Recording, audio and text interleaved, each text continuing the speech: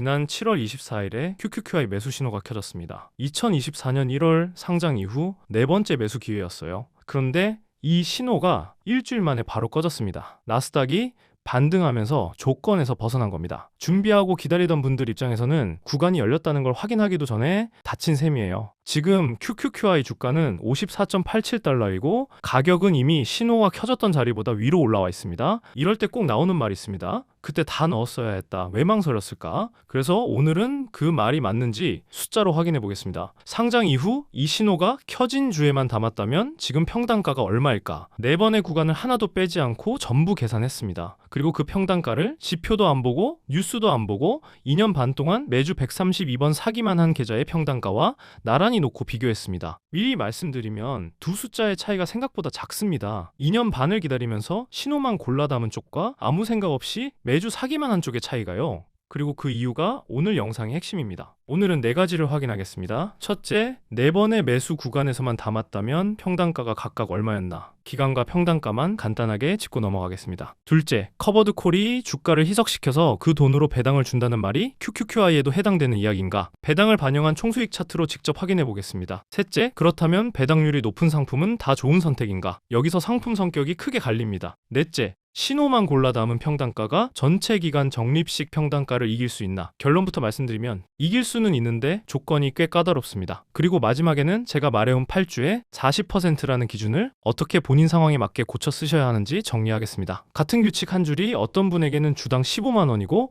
어떤 분에게는 주당 1,500만 원이 되거든요. 구독과 알림 눌러두시면 다음 자료도 바로 확인하실 수 있습니다. 먼저 네 번의 기회를 빠르게 보겠습니다. 상장 이후 제 지표의 매수 구간이 열린 건 4번입니다. 첫 번째는 2024년 엔캐리 트레이드 청산이에요. 그런데 이 구간은 3주 켜졌다가 한 번 꺼지고 9월에 다시 1주 켜졌습니다. 기간이 가깝고 평단가 차이도 거의 없어서 하나의 기회로 보는데 평단가는 나눠서 보여드릴게요. 앞쪽 3주가 48.76달러, 뒤쪽 1주가 48.54달러입니다. 두 번째는 2025년 관세 하락입니다. 9주 동안 이어졌고 평단가 47.69달러, 4번 중 가장 낮고 가장 길었던 구간이에요. 세 번째는 2026년 2월 이란 이슈입니다. 8주였고 51.41달러, 그리고 네 번째가 지난주 1주에 52.65달러입니다. 그래서 기회는 4번인데 평단가는 5개가 나옵니다. 기간을 다 더해도 22주 정도예요. 2년 6개월이 132주니까 지표대로만 산다면 전체 기간의 20%도 안 되는 시간에만 매수 버튼을 누르고 나머지는 그냥 기다린다는 뜻입니다. 참고로 이 숫자들은 주봉 신호에 맞춘 주 1회 균등 매수로 계산한 값이라 약간의 오차 범위는 있어요. 소수점을 다투는 숫자가 아니고 같은 지표, 같은 규칙인데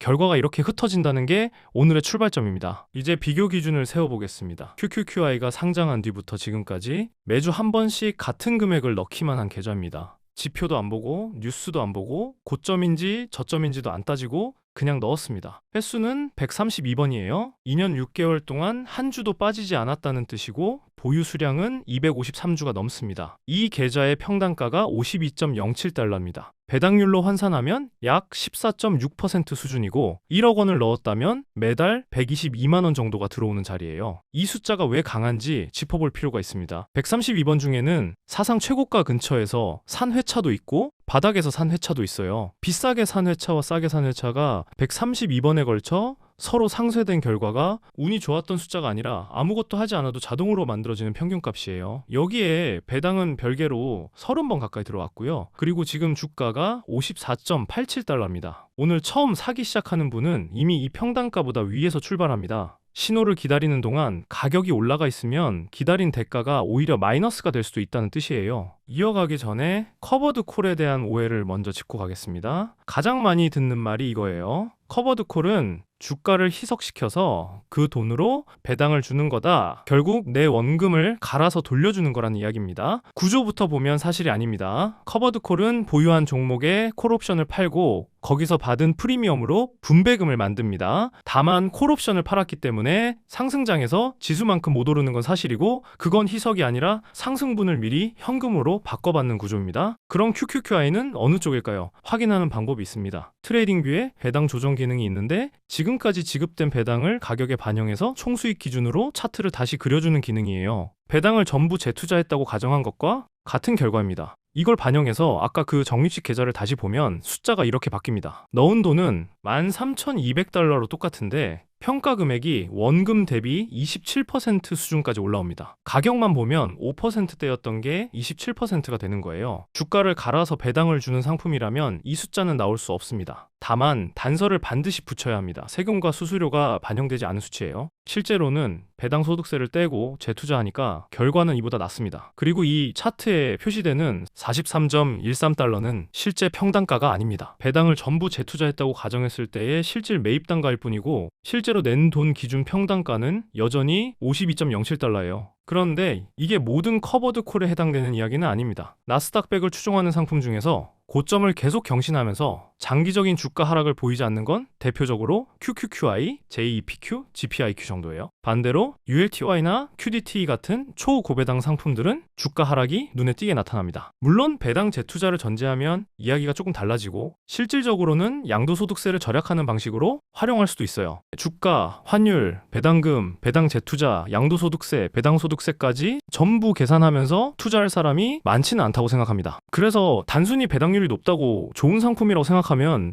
문제가 생깁니다. 제가 보기에 나스닥 성과가 가장 좋은 지금 시점에서도 월 배당금 기준으로 현실적인 상한은 13에서 14% 수준이에요. 그리고 이 숫자에 가까워질수록 주가의 상방이 제한되면서 횡보에 가까운 흐름이 나옵니다. 이 모습의 정석이 QQQI입니다. 소폭 우상향과 횡보 사이에서 움직이는데 실제로 고점은 계속 올라가고 있어요. 그래서 왜 QQQI와 JEPQ, GPIQ, 그리고 S&P 500을 추종하는 JEPI, SPYI, GPIX가 지금 가장 많은 사랑을 받는지 이해가 되실 겁니다. 운용 규모, 거래대금, 안정적인 주가 흐름, 안정적인 고배당, 그리고 믿을만한 운용사, 이 조건을 동시에 만족하는 상품이 생각보다 많지 않습니다. 이 6상품은 따로 모아서 종합적으로 정리할 만한 주제라 기회가 되면 종합본으로 다루겠습니다. 자, 그럼 처음 질문으로 돌아가겠습니다. 신호구간 평단가 5개 중 4개가 52.07달러보다 낮습니다. 지표만 보고 산 쪽이 이겼어요. 그런데 5개를 평균 내면 49.81달러입니다. 52.07달러보다 4% 남짓 좋은 수준이에요. 2년 반을 기다리며 신호만 골라 담은 대가가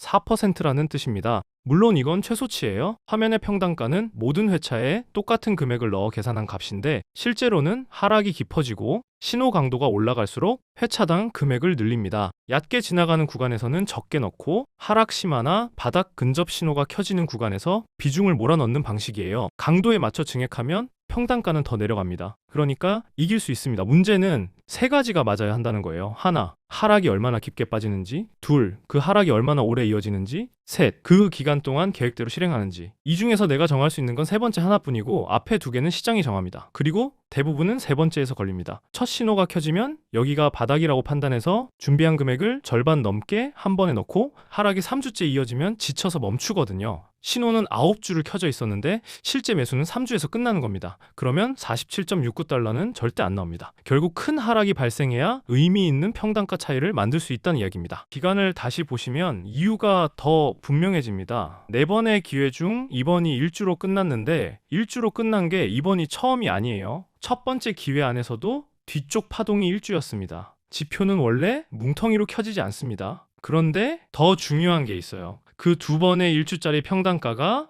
기간은 똑같은데 차이가 나요. 기간이 짧아서 평단가가 아쉬운 게 아니라는 뜻입니다. 2024년 9월은 짧았지만 그 1주 안에서 깊게 빠졌고 이번은 짧고 얕게 지나갔습니다. 반대로 이란 이슈 때는 8주나 켜져 있었는데 평단가는 51.41달러였어요. 기간이 2배 넘게 길었는데도 9주짜리 관세 하락보다 4달러 가까이 높습니다. 깊이와 기간이 각각 따로 움직이고 서로 예측도 안 됩니다. 짧으면 얕을 거라는 규칙도 길면 깊을 거라는 규칙도 없어요. 그리고 매수 신호가 꺼졌다는 건 조건에서 벗어났다는 뜻일 뿐이고 하락이 종료됐다는 뜻이 전혀 아닙니다. 실제로 이번 하락에서는 하락 심화 신호도 바닥 근접 신호도 한 번도 켜지지 않았어요. 첫 단계 신호만 잠깐 켜졌다 꺼진 겁니다. 다시 밀리면 신호는 재점화되고 그때는 이번보다 훨씬 길게 이어질 수도 있습니다. 제 매수 지표는 지난 하락과 유사한 구간을 알려주는 도구이지 미래를 알려주는 도구가 아니에요. 그리고 이 차트에는 아직 없는 게 있습니다. QQQI는 상장 2년 6개월짜리 상품이에요. 2025년 관세와 2026년 전쟁 이슈 큰 하락을 딱 2번 겪었습니다. 겪지 않은 게 뭐냐면 2018년 미중 무역 전쟁, 2020년 코로나, 그리고 2022년 금리 인상 하락장입니다. 2018년은 나스닥 100이 20% 넘게 빠졌고 몇 달 만에 정리됐어요. 2020년 코로나는 낙폭이 훨씬 컸지만 한 달 남짓에 바닥을 찍고 돌아섰습니다.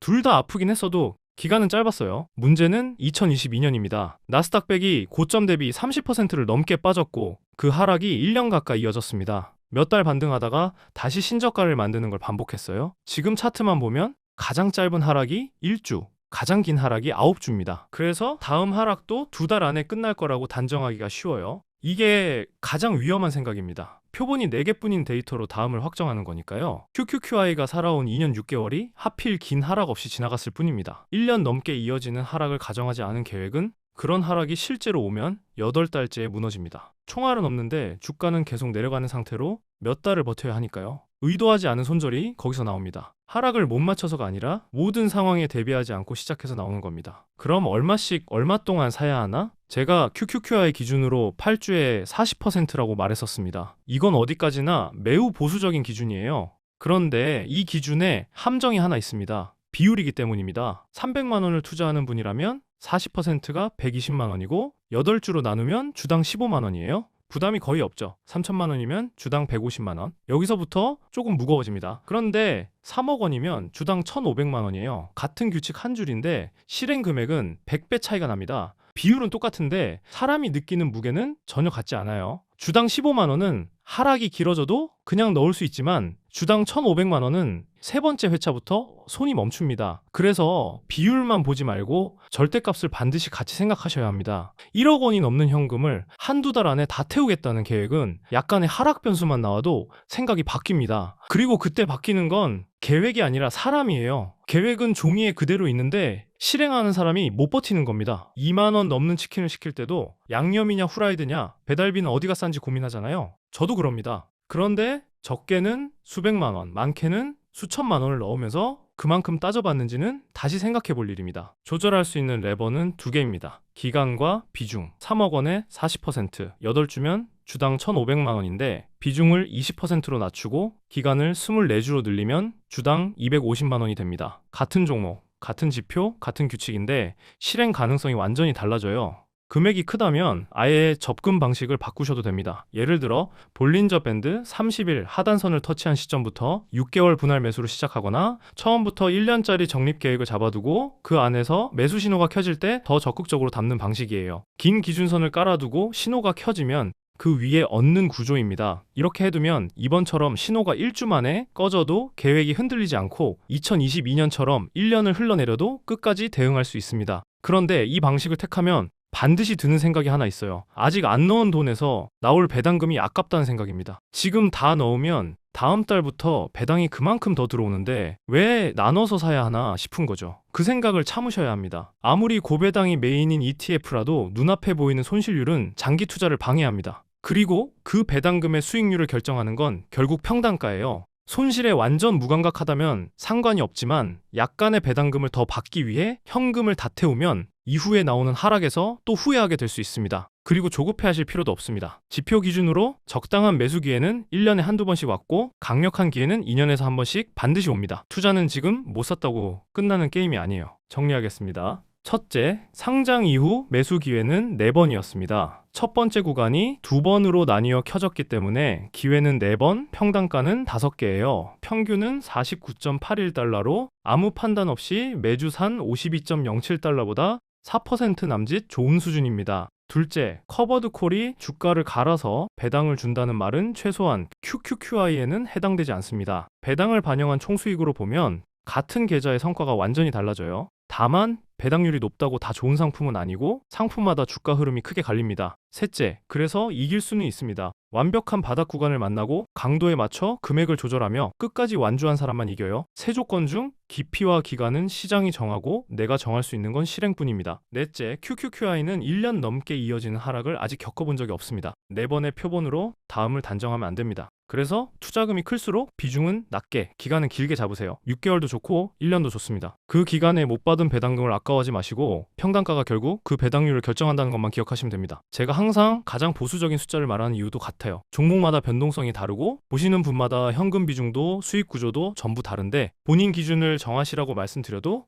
그대로 따라 하시는 분이 반드시 생기거든요. 그리고 다음 영상에서는 JEPQ를 가져오겠습니다. JEPQ의 주요 하락장이 어떻게 진행됐는지, 매수 신호 기준으로 어떤 평단가가 만들어졌는지 전부 계산해서 보여드릴게요. 궁금하신 분들은 구독과 알림 눌러두시면 바로 확인하실 수 있습니다. 감사합니다.